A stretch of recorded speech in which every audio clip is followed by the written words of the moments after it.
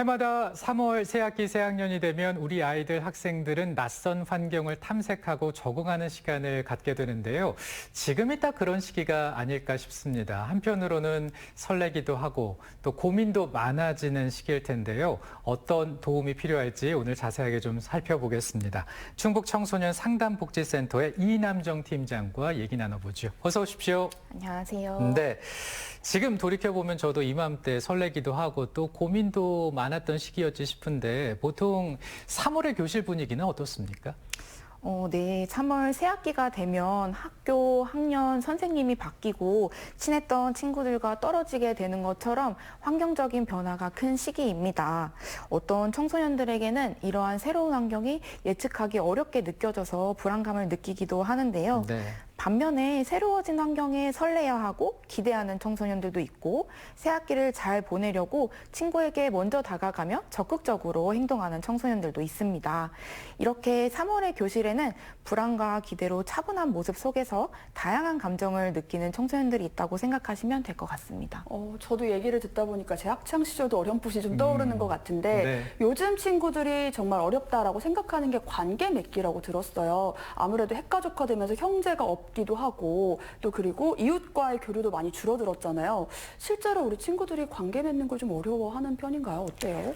네, 아무래도 또래 관계의 형성은 청소년기의 중요한 과업 중에 하나이다 보니까 고민을 호소하는 친구들이 많습니다. 그러나 사회 환경적으로 그리고 청소년의 발달적인 특징으로 인해서 관계를 맺는 경험이나 기술이 부족하고 정서적으로 불안정해서 어려움을 겪게 되는 것 같습니다. 예를 들면 갈등이 생길까 봐 친구에게 불편한 점을 이야기하지 못하거나 친구의 부탁이나 요청을 거절하기 어려워하는 경우도 있고요. 네. 친구에게 거절당하는 것이 두려워서 처음 만난 자리에서 먼저 다가가지 못하다 보니까 친구 관계 형성이 어렵다는 내용의 고민을 호소하기도 합니다. 그렇군요. 그럼 이제 조금 더 구체적으로 들어가 보겠습니다. 먼저 이 초등학생인데요. 초등학생들은 어떤 고민을 호소할까요? 네, 초등학생들은 학교에서 보내는 시간이 많아지고 자아를 형성하는 과정에서 친구 관계를 통해서 자기의 정체성을 찾고자 합니다. 네. 그래서 부모보다는 친구와의 관계를 더 편애하고 중요시하는 특징을 보이기 시작합니다.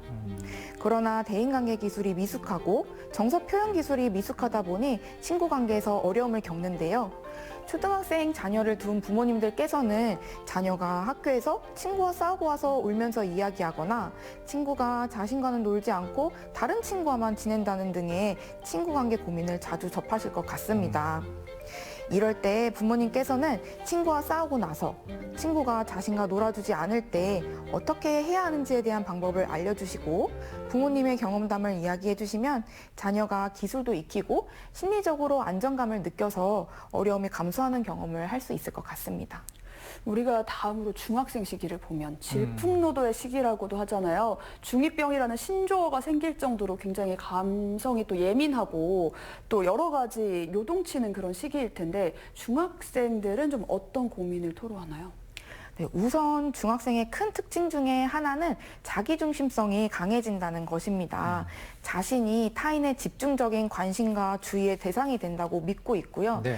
자신이 다른 사람들과는 달리 특별하고 독특한 존재이고 자신의 사고, 감정, 경험 세계는 다른 사람과 다르다고 믿기 때문에 우리가 흔히 이야기하는 중2병의 허세나 자기중심적인 모습이 나타나게 됩니다. 또 뇌의 해마나 편도의 활동성이 증가하고 조절하고 제어하는 역할을 하는 전두엽은 미숙한 상태라서 불안감, 죄책감, 수치심, 분노 등의 정서를 성년기보다 더 강렬하게 경험하게 됩니다.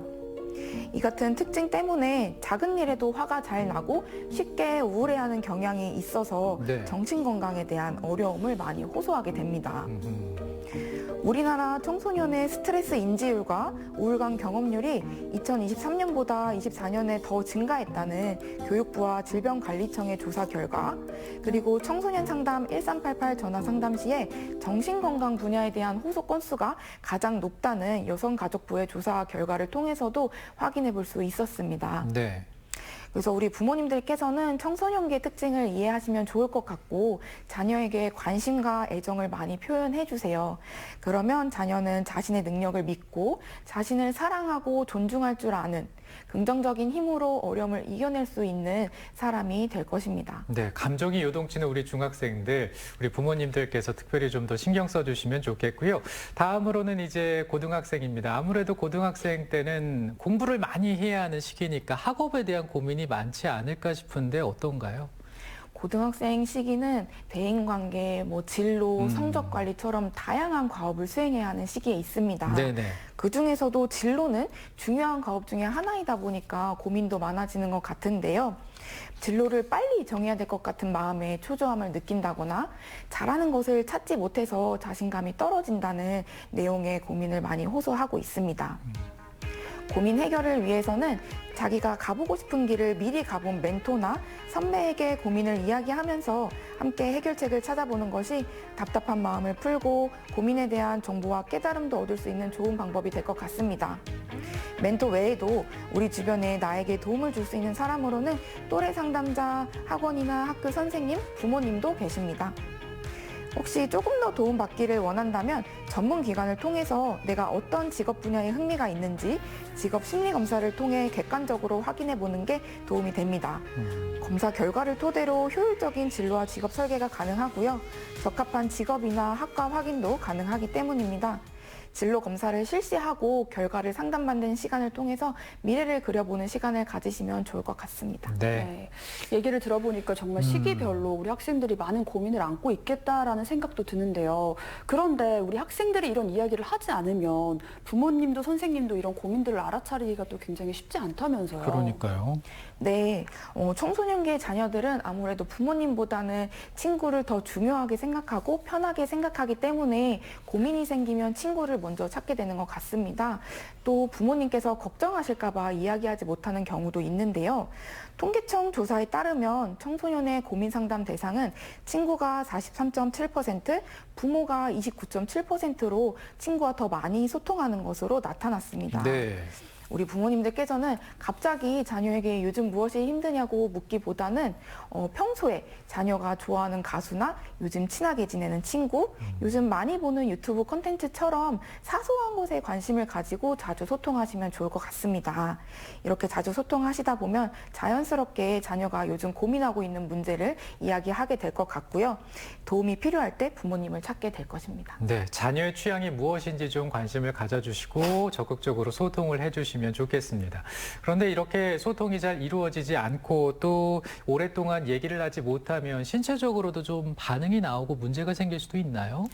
네, 그렇습니다. 네. 지금 경험하고 있는 어려움을 해소하지 못하면 신체 증상으로 나타나게 됩니다. 이를 신체화라고 하는데요.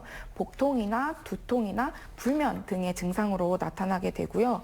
이런 증상은 일상생활의 질을 떨어뜨리고 의욕 저하나 집중력 저하의 문제로 이어질 수 있어서 해소가 필요합니다. 신체화 증상을 보이는 청소년들은 나 지금 도움이 필요해요 라는 메시지를 보내고 있는 것이기 때문에 꾀병을 부린다면서 자녀의 어려움을 외면하지 마시고 어떤 이유로 어려움을 겪고 있는지 좀 표현할 수 있도록 도와주시면 신체화 증상 해소에 도움이 될 것 같습니다. 네. 이게 마음의 고민이 몸으로까지 다 이렇게 드러나네요. 그래서 충북 청소년 상담 복지센터에서 해마다 이 시기에 우리 학생들을 위해서 진행하는 프로그램이 있다고 들었어요. 네, 저희 충청북도 청소년 상담복지센터 홈페이지나 페이스북, 인스타그램, 유튜브 채널을 통해서 새학기가 힘든 청소년들이 불안이나 걱정을 다룰 수 있도록 마음 케어 방법을 소개하면서 적응을 돕고 있습니다. 네. 네, 또 신소의 청소년을 발굴하고 지원도 하고 있는데요.